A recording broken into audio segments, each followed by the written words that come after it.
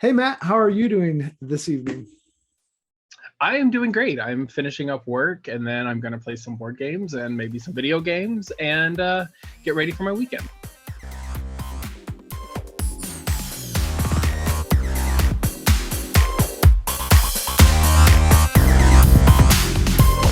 Very nice, very nice.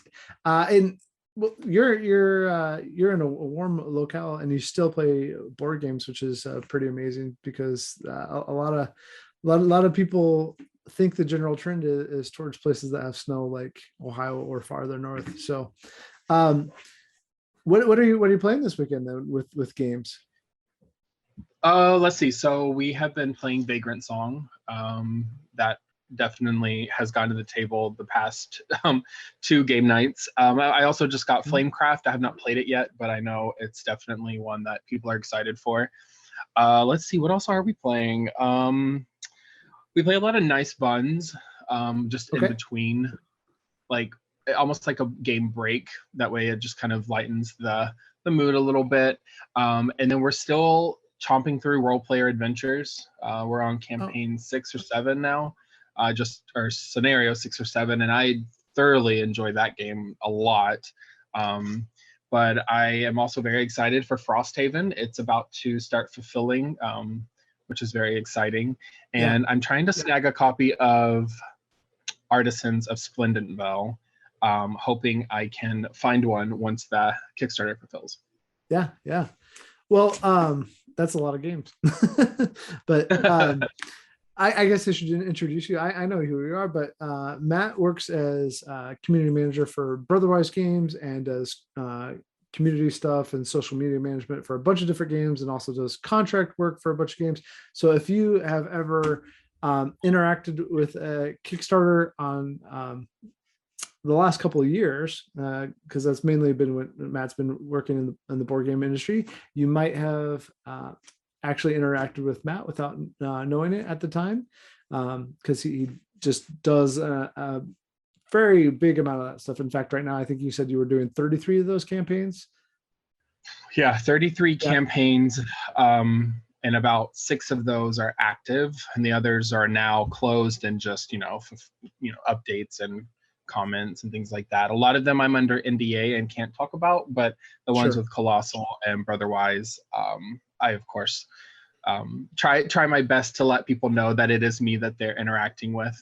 So yeah, it's an exciting and very overwhelming place to be in, especially when there's just never a good balance between positivity and negativity. It kind of is either one extreme to the other, Mhm. and that can be kind of difficult for a community manager. But I'm finding a stride in my work, and I'm enjoying it as much as I can, and taking accountability when things go wrong. So yeah, you definitely probably have came across. In fact, there's several people that I know I've never interacted with personally, but as Uh-huh. a community manager, I've sent messages and they didn't even know it was me. So Yeah. So with all that, what do you think, as far as challenges that you can talk about, what do you think your biggest challenge related to crowdfunding and helping with all that is for you personally? yeah, this is a great question. I've actually wanted to do like a panel at a convention on this because Yeah. I was a super backer before working in the industry. I had backed games. I was one of those, people who didn't really stay active in the comments, but I definitely knew of the trials and tribulations of crowdfunding. And so when I stepped into it on a professional level, I learned that there's the majority of people just do not fully grasp the severity of the freight crisis and shipping crisis that Mm. the pandemic threw us into. And I don't even think it's a malicious thing. I don't think people are negligent to wanting to know more. I just don't think it's internal information that is provided as often as it should be. And I think one of the things that I'm very passionate about is letting people know the transparency in those elements. Like, I had just tweeted out a few days ago, guys, in Canada, it is $39 to send you a replacement part. I can't do it. Yeah. I'll show you the prices. This isn't my company gouging it. This isn't us trying to make money. I mean, it makes no sense why there is this conspiracy that publishers are out to get their backers, because I can promise you on a professional level, we want you to have those games, those parts. We don't want there to be issues. That's not something that we ever want to anticipate for. However, the freight crisis of 2020 threw it into us. I mean, it became such a up in the air timeline that the best thing we could do is just say, hey, we're working on it and we'll get you an update soon. But because we have molded this community of I want an answer and I want to demand now, and they demand it now, it's caused problems with expectations. However, those expectations on a campaign are okay to falter on, but it doesn't mean that the publishing company is being negligent or is under, malpractice of any kind. It just means that we're also dealing with the information the best we can as well. I wake up every morning to emails that say, hey, there's a 2-week delay in this container heading this way. And when we ask why, they said, we don't know. We don't have an answer. This is all we have, because that's really all it comes down to is what's happening out on the water, the understaffing of getting it onto a boat, the fact that we're having to compete with Walmart and Lowe's and all these other big companies who, when it becomes a bidding war, there's no way a tiny small publishing company is ever going to have space for a container. So the biggest challenge I have is letting people know that without setting a tone that I'm angry at them for not knowing it, right? So for me, I try to come from a place of sincerity when I say, guys, this is where we're at. I'm sorry it's not where we want to be, but we have no control over it. And I've noticed now that I've become more confident in the way that I speak to my backers, and I'm not as much of a pushover as I was when I first started 2 years ago, I've noticed that there's a sense of respect that, like, if I say something here or on a campaign page or my own Twitter, it's matter of fact. I'm not trying to be aggressively sassy about it. It's just the way it is. And so that, I would say, is my biggest challenge, is finding a way to tell people there's going to be delays without allowing people to assume that it's negligent on our part. And in case in point, Western Legends Big Box, it is nearing, I don't even know, can I say this? Yeah, I guess I can. It's nearing manufacturing completion. Everything is complete. We're trying our hardest to get it onto a container. We're spending a little more money than our budget even allowed to get it on a container quicker than January, February, because January hits and it's or December, January is the North American holidays. And then you've got Chinese New Year, which is in February, which sees the factory shutting down for an entire 30 days. And even in that, I could go on a tangent on this, but even in that, the Chinese New Year, people assume they're on break for 30 days. No, they're on break for like a week and a half, but because traffic in Asia is so terrible, it takes up to 10 days for these people to get home, to their families and then back. So, it's all of that kind of stuff that's just not made aware to people. And in my updates, I try my hardest to do just that, because a lot of times a publisher can only do what is in our constraints. And if that means that a budget says you can't spend any more than X amount to get a container, no matter if a campaign made millions of dollars, all of that is so meticulously planned out ahead of time that even a few extra errors could cause a company to tank. And we've seen it. We've seen companies who have put out campaigns and now they can't pay their shipping because of the increase. And it's a heartbreaking situation, because while I understand that there is a lot of animosity towards those publishers, I can guarantee you those publishers did not want to put themselves in that position. They absolutely would have wanted to send you the game at the price that it was estimated, but unfortunately things change, and it is what it is. And that's like my motto, it is what it is, but it's so true. And I feel bad for companies that get put in that situation. And then there's also times where we're on the back end being like, y'all, why did you not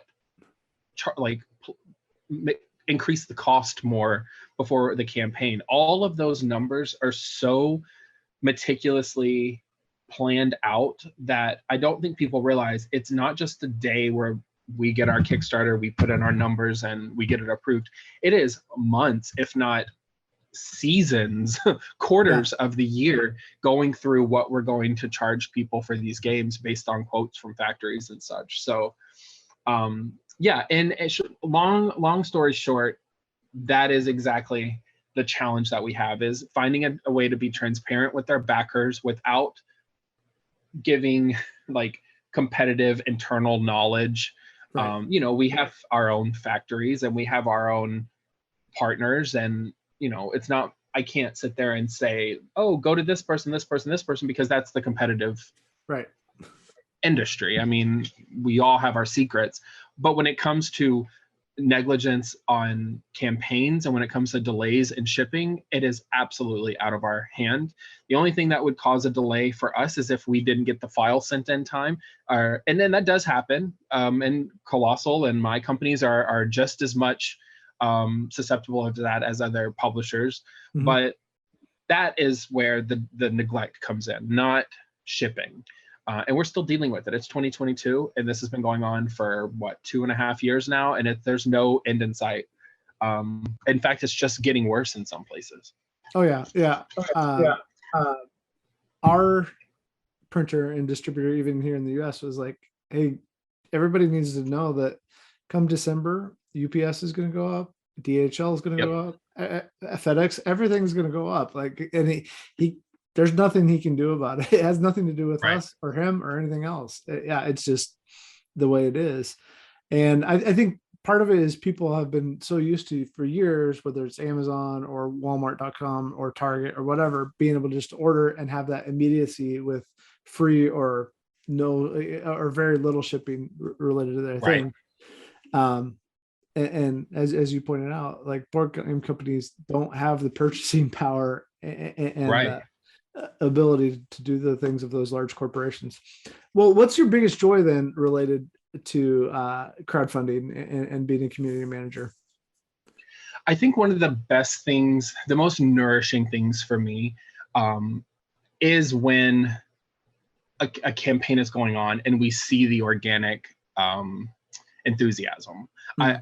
I love getting to a point in my marketing success where my ads or my, you know, updates convert to more backers, but I love that initial enthusiasm. I love day one when we push that launch button and we immediately have people coming in saying it's a Kolossal title or it's a Brotherwise title. Of course, I'm going to be here. So that to me is a lot of fun. I do my best to answer as many comments as I can on the Brotherwise last campaign, the Stormlight miniatures. We hit 4.1 million in funding and over 5,000 comments, and I answered every single one of those.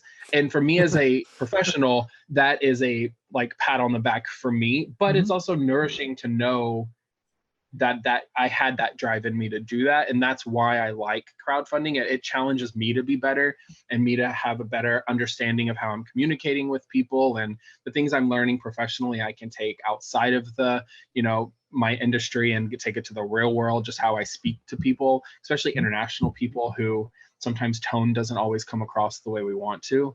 So I would say that initial enthusiasm and then just getting to chat with people in comments. I mean, it really sometimes, some of my campaigns, my Almost Innocent campaign was a little bit quieter in the comments, but still just as equally supportive.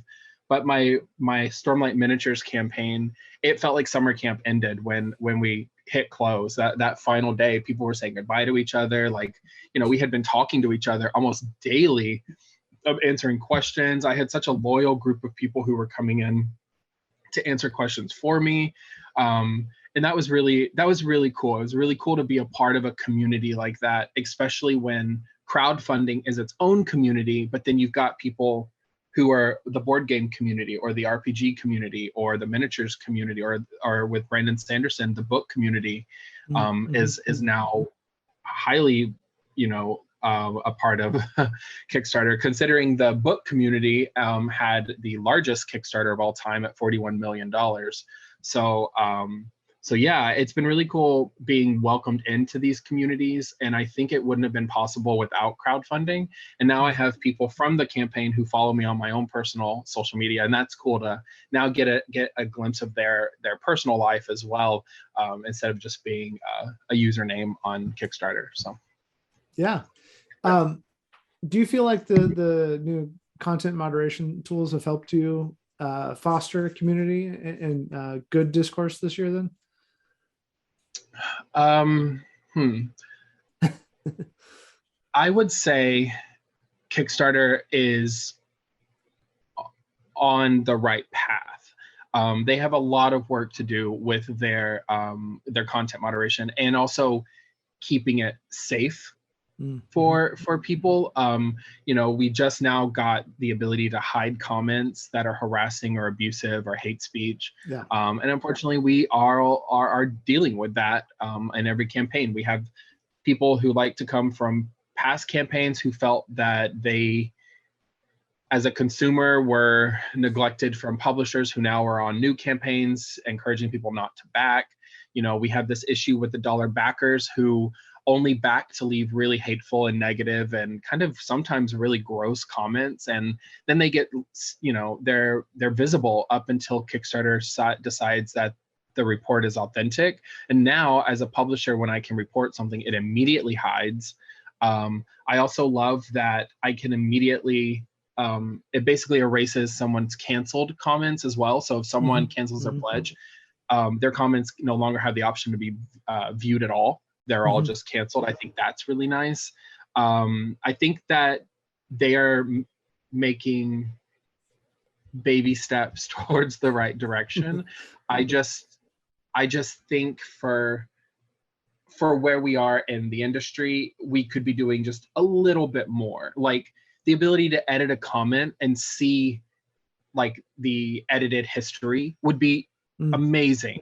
Because so many times, even as a community manager, I really get so much analysis paralysis almost, and sometimes writing a reply because I'm so afraid it's not exactly what these publishers want, and being able to edit it and then have an addendum that says, hey, I made a mistake, this wasn't completely accurate, here's the accurate statement. Especially with these freelancing work that I do, I don't really have a lot of say or a lot of contact with the publishers. I just was hired as a freelance community manager. I'm given the information to post, and then I post. And so, or I get that approved, of course, but there's a lot of pressure to get it right the first time on Kickstarter. And I don't think that is efficient with the way that this industry works and the way that information can be misconstrued so quickly.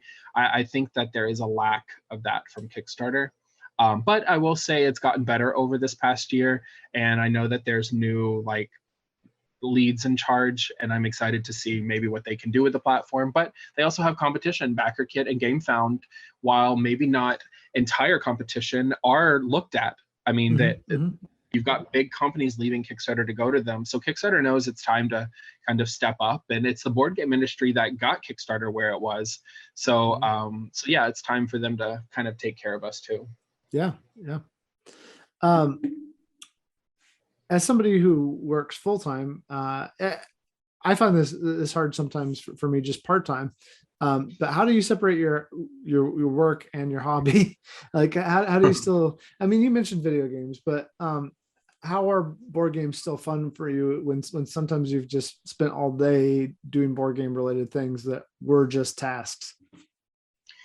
Yeah, it's actually kind of sad because my enthusiasm for playing board games isn't as high as I would like it to be, but that's only because I work in the industry. When I clock out, the last thing I want to do is be reminded of my industry sometimes. Yeah. I will say, honestly, and this sounds like an insult in some ways, but I have a partner and a husband who are not into board games as much as me, and that actually does help curb that kind of expectation of always getting to play. I see couples and they're board game couples, and they play every night, and like at first I was like, that would be incredible, but because I have partners that don't play as much, it actually does kind of curb my realities as well, and helps when we do get a game to the table make it more fun and not just a part of the daily night. But for right now, I'm stuck in this habit of clocking out and playing video games. So I'm trying hard to take strides in those things, because those are the things that kind of help relax me. But then, you know, we'll go to a theme park or a movie or Disney Springs. I live here in Orlando, so there's plenty to do. But a lot of times, because I work sometimes 8-9 p.m., you know, the last thing I really want to do is use my brain at all. Yeah.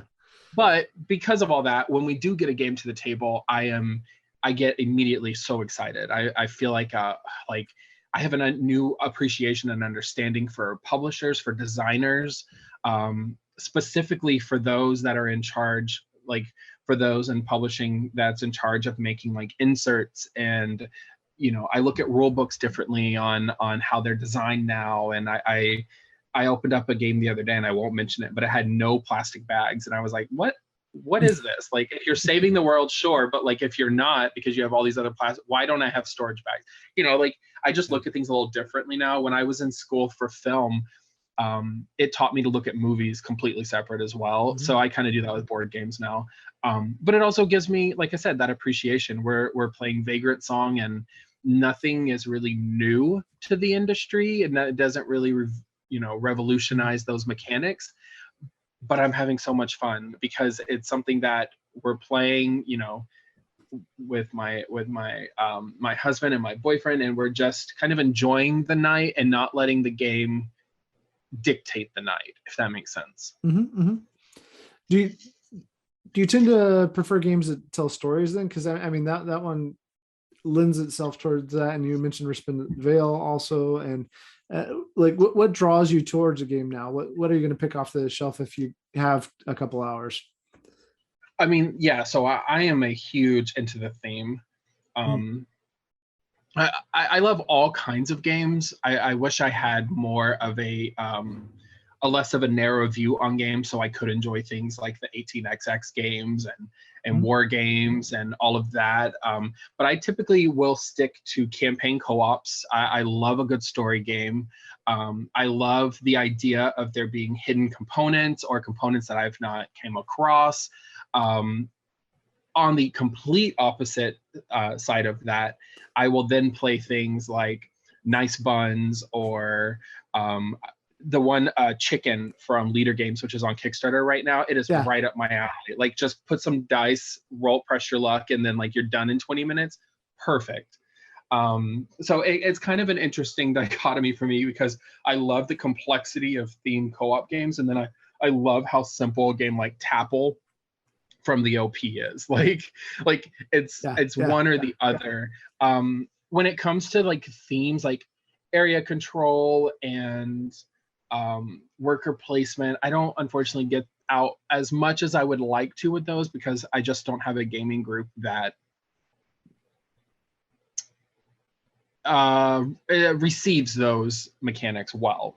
Very smart people, and they would do well, but if we only have a couple of hours, I want to get a game that I know, like Foundations of Rome being a great example. I like the tactile, the 3D element of it, and it's easy to teach, but still offers complexity with its mechanics, but still being inviting to newer players. So Twilight Struggle, Twilight Imperium, never getting to my table. Maybe Twilight Inscription, I do own that as well. Have you got to play it yet? No. Okay. No, it's almost embarrassing how many games I have that are just, I open them because I do want to look at the components, and then they just sit there until they get purged. And that's an unfortunate part, but that is part of the sacrifice I knew I would take when working in this industry. So yeah, I really want to play Twilight Inscription. I want to play my Flamecraft. It looks absolutely beautiful. I finally got Honeybuzz to the table after a year and a half of owning it even. So yeah, Wonderland Wars, that one's gotten to the table quite a few times. But my group also loves bag builders, so so that's an easy sell. If I mention Quacks to my group, they're immediately in no matter the night. So yeah, I do need to play more. I just need to also maybe find solo games, because that way I don't feel bad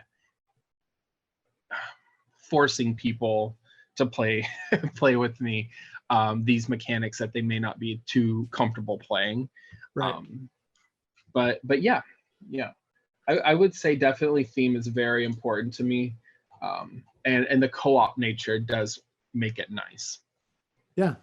Well, I mean, I'm teaching Twilight Inscription this weekend. I wish you were close, but when you think about things that draw you to a game, it sounds like you're not gonna like grab roads and boats or something like that, a splatter game. But you came out of designing escape rooms and escape room industry. What types of mechanisms or mechanics, I know there's disagreement about what to call those things in games, but what draws you besides theme? Like what makes you go, aha, like that was fun doing that type of thing in a game? Is there anything that really speaks to you that way?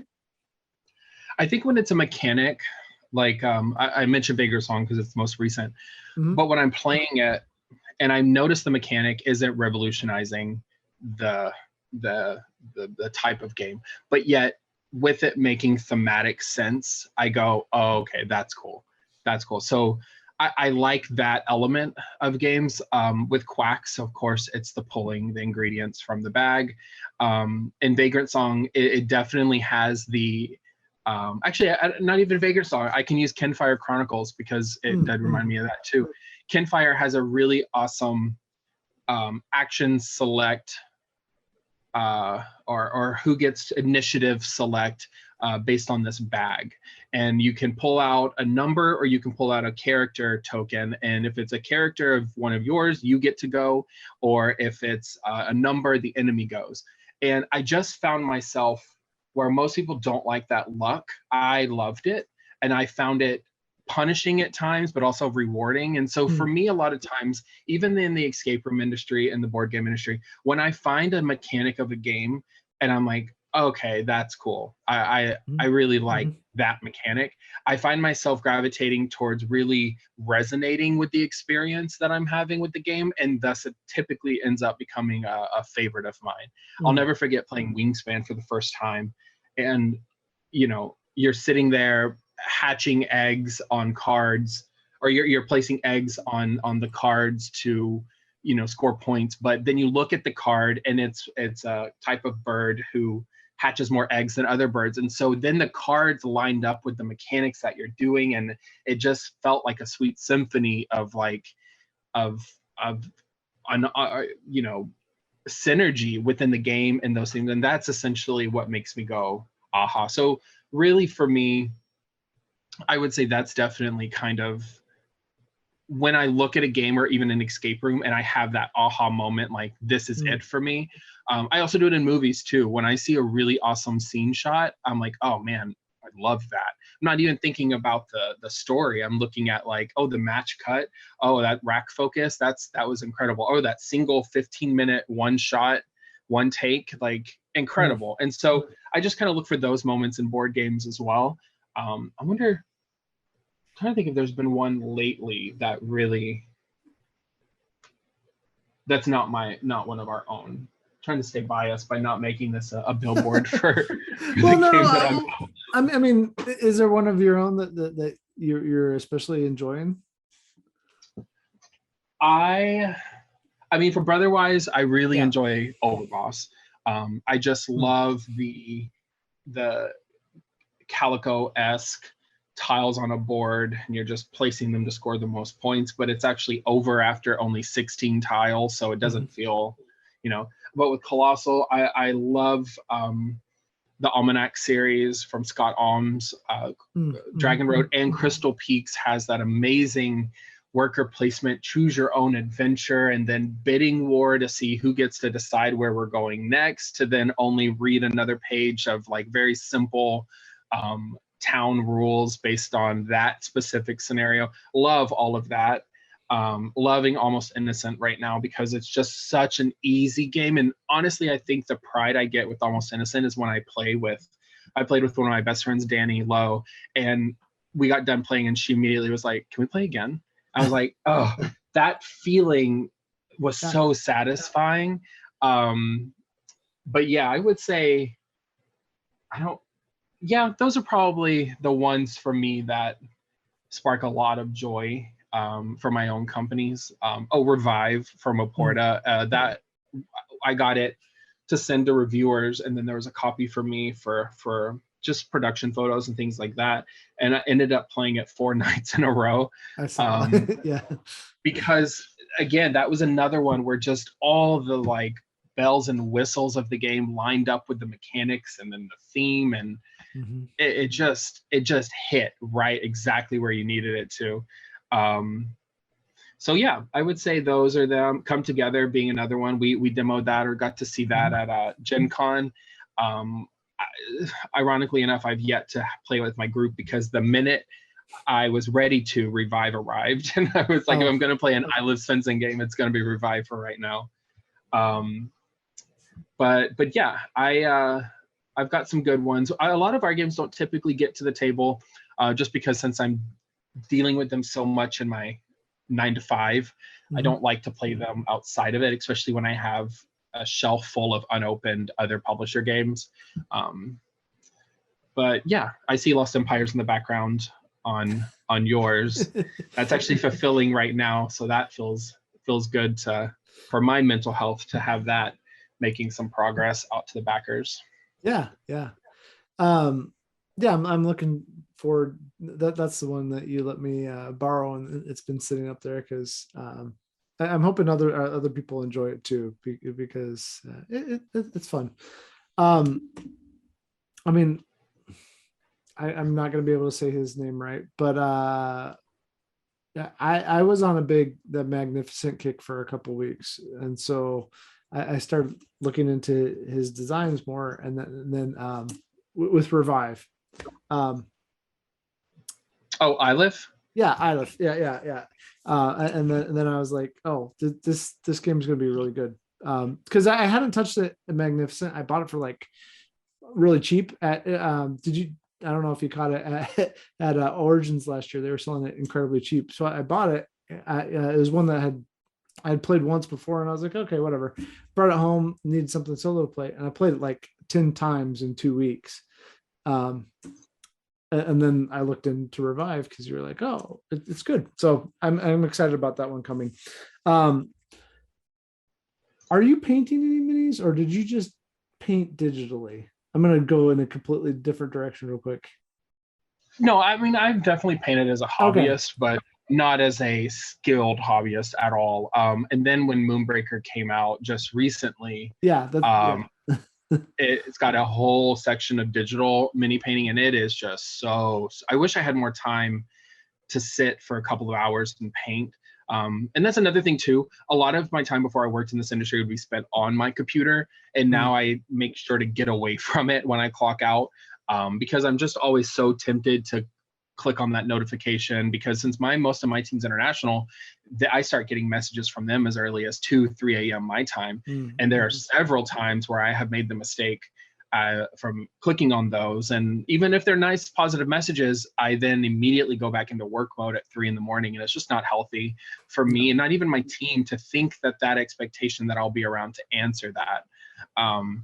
So yeah, I painted before. I'm actually going to take my friend Jamie Daggers, who I got to meet through the Brotherwise Stormlight campaign. She has a painting class for PAX U, and I'm so excited to take it because I want to get better. I want to be a decent painter and artist in that sense. I think what I liked about digital is I made so many mistakes, and you just Control Z and it goes away, and that's not always the case. Yep. No. I enjoy painting, but I am also not talented.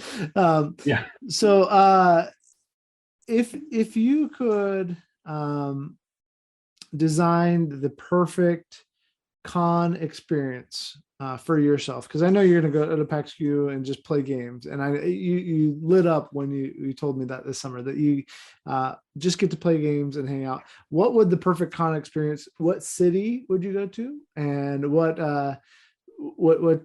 types of games would you play, and food, all that type of stuff? What would that look like for you? I mean, I really am very, very excited for PAX U. Okay. Just because I love Philadelphia, and I love Philadelphia in the winter time, and I love a good cheesesteak. So I'm very, very excited to get back up there for the convention. But for me, that is literally the perfect dream. Is just getting to play games and feel like I can spend time at booths that aren't stopping by and just saying hi, like actually getting to spend time with other people in this industry. Because I'm in charge of marketing and things like that. When I work a booth, it's not me getting to make these connections with new people. It's me really just working the booth. So I'm very, very excited that we won't have a booth this year. We will next year, of course, but this year we won't have one, which means I get to just roam.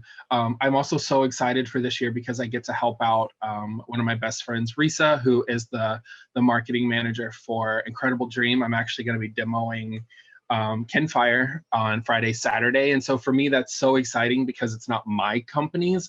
So I get to kind of step back and just be a fan instead of like working as a professional, which I'm so, so excited for. I would also say food-wise, for me, it was Origins. That food court they have, I forgot what it's called, in Ohio, is incredible. I think, does Gen Con have that too? I don't remember. No, Gen Con does not. Oh, they do. They have the bottle, or the Bottle Works, but the one at at Origins was just, that was so perfect for me because it had all of my favorite types of food all right there. We were staying right next to it. I wonder if is there a convention in Seattle? Because I love Washington. I feel like there's another PAX. Yeah. PAX West, isn't it? Yeah, I know for a while Austin had South by Southwest. Not Unplugged. They had a board game section at South by Southwest too. That kind of dissolved. Pandemic changed a lot of things for a lot of industry, including conventions for sure. Right. But I think things are coming back.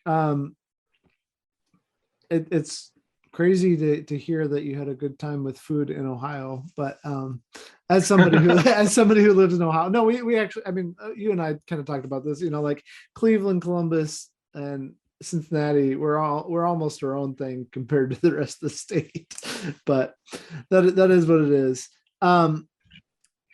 Do you listen to music when you play board games? Do you turn on a Taylor Swift, or do you have playlists? Yeah. Okay, go ahead. Well, so I won't listen to anything lyrical, just because okay. I find it too distracting. And honestly, if it was Taylor Swift or any of my pop artists, though, that would be difficult to do.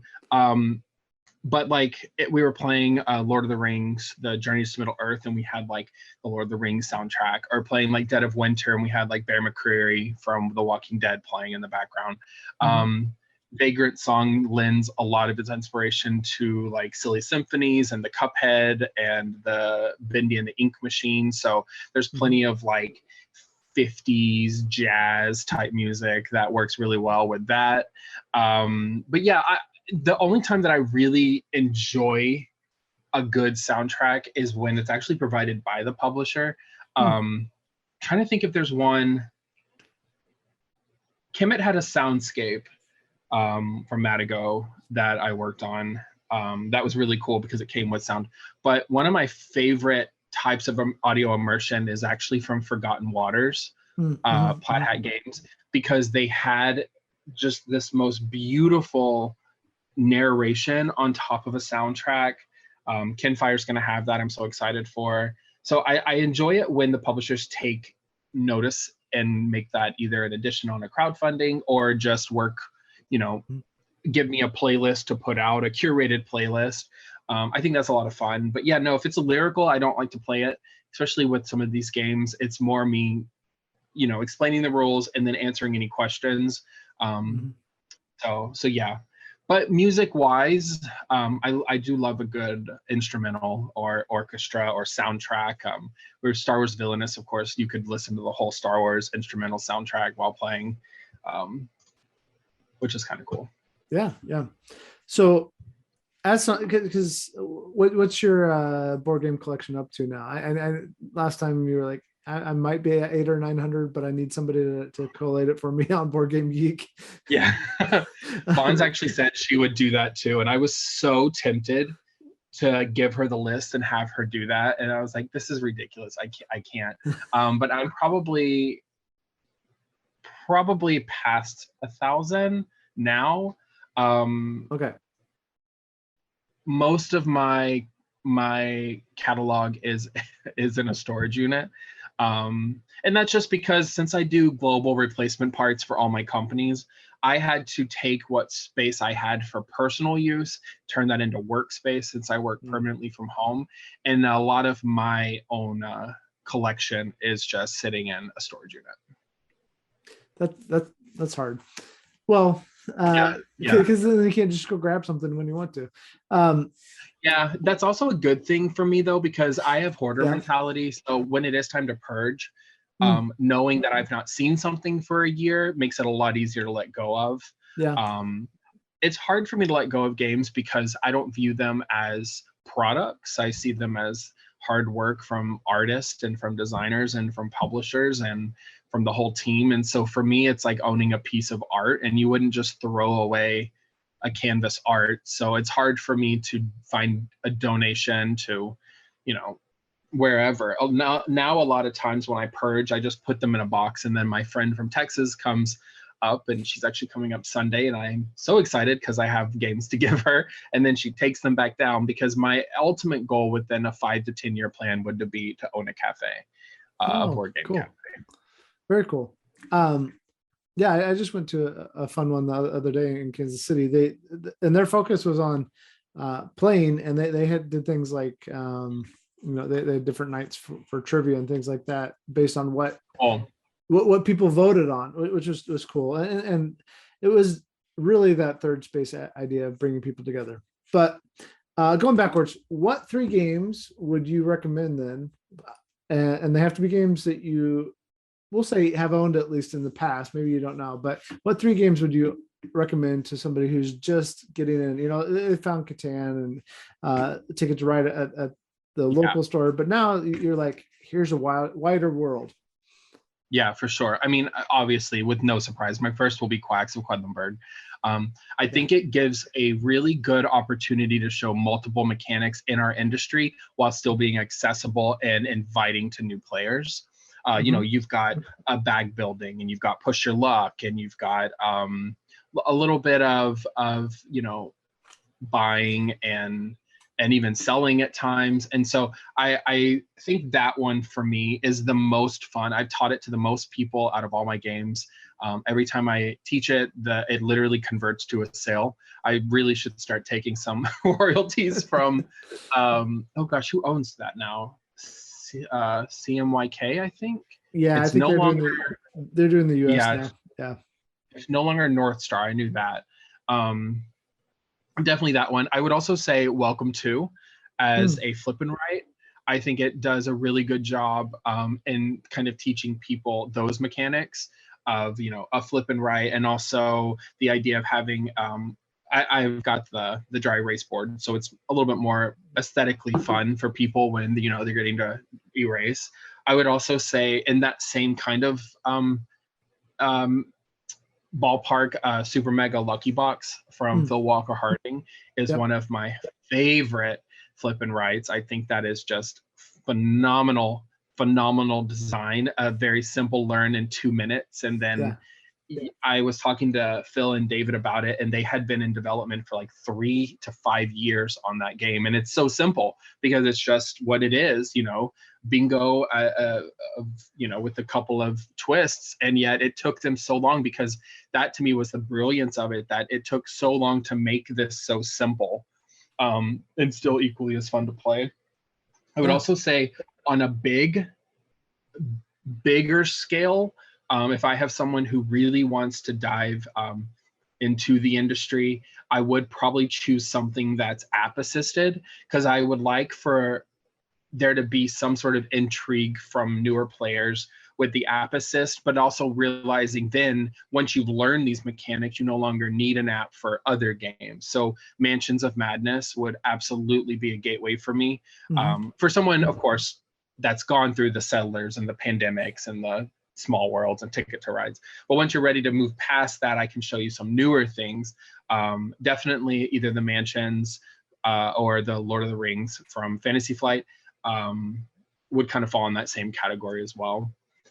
But definitely Quacks and Welcome To would be are the two really that when people want to be invited into this industry that I teach people. I would probably put Monster Cafe on there as well. Okay. Because it's got also that kind of gateway element of choosing the resources while also maintaining, watching out for other players, and then it's got a time management. And so yeah, I think those would definitely be it for me. And in case anyone is on the fence, Quacks. It's all about Quacks for me. Do you have the Halloween Welcome To? I've got the Halloween Welcome To. I have Welcome to the Moon. I've got the Easter, the Zombie, the Fallout one. Okay. I'm a big Welcome To fan, but I'm also a big. Who made that originally? I know they don't make it now. Deepwater. Yeah, Deepwater was U.S. distribution, but they had partnered with Blue Cocker Games, who still has it all. Yeah. Yes, yeah, and they're the ones who did Welcome to the Moon. Yep. Yeah. They just decided for whatever reason, who knows, to do that. Yeah. So, well, last question, and then I'll let you get relaxing and enjoying your evening. But what because you are designing a roll and write, flip and write. You shared like one image of it yourself. What designer, if you could have any designer like help you out, clean it up a little bit, whatever, what designer would you work with and why? Phil Walker Harding. I did not realize I was a large fan of his until I started looking at the games I own, like Sushi Go and or Sushi Roll, and I didn't realize how big of a fan I was already based on the games I own. And then when you start looking at them, you're like, oh, that's the same designer. Honestly, same thing with Wolfgang Warsch with Quacks and Wavelength and Taverns of Tiefenthal. Huge fan of his work. And then on a more exciting level for me as well, just as a fan, but someone like a Scott Alms or a John Clare, also people that I highly look up to in this industry. It's really fun as a publisher getting to work with designers that you maybe didn't ever expect to work with. So getting to work with Scott Alms and just kind of like working with him on Silicon Valley and then also on the Almanac projects, you just like would go into work and you would know whatever problem would be fixed or answered, and there was no tension, nothing like that. Because as much as I do love working with artists and designers and publishers, everyone, just like in escape rooms, if you were to go play an escape room with other escape room designers, there's going to be tension because everyone thinks they know what's best. And I'll be honest, I'm very transparent. There are designers that I have worked with that I will never work with again. Nightmare situations. And then I have people like Scott Alms where it's like a dream come true. So I love getting to meet those people, and also getting to meet people who are nightmares to work with also kind of settles it in for me too, that says like, hey, not everyone is what they seem like on their social media or what they're putting out front facing. And I think that's a really important thing, because when I first got hired and I was in somewhat of an influence on the games we were signing. I was like, oh my gosh, it's this person, sign. And then you would work with them and you'd be like, oh, now I know why people don't sign with you. And there's a lot, I didn't realize there's a lot of that with publishers, where it's a lot of like designs get so far and then contracts just are breached or they just expire and you just give the game back and then those people move on. And some people are super angry and other people are like, oh, the game's back in my control. Thanks so much. Like, this was a good opportunity. You know, there's a lot of that I didn't quite realize went into play. I'm personally glad I don't get to deal with that a lot, because telling designers no, or we have to break contract to, you know, we don't have the bandwidth to make this game, that breaks my heart. So it also helps watching designers be okay with that, because it helps me be like, oh, this isn't personal, this is just business. And a lot of designers understand that as well. You know, when it's the up and coming designers and they're so excited that they finally got someone that's somewhat of a bigger name in this industry, and then we end up having to break contract or the contract expires and you have to tell those people, those are hard. That's a harder part of my job. It's rough. Well, Matt, I really appreciate your time, and like I said, I hope you have a relaxing evening, and I'm looking forward to hanging out and playing a game with you someday. Again, I don't know when that will be, but maybe at Gamma Expo if you're going. I think I'm going to go this next year, maybe. I won't be at Gamma. AJ will be at Gamma. My next one for 2023 will be Origins. Okay, well then I will see you there. So I'll see you at Origins. Thanks, Matt. Have a good night. Yeah, thank you. Have a good night.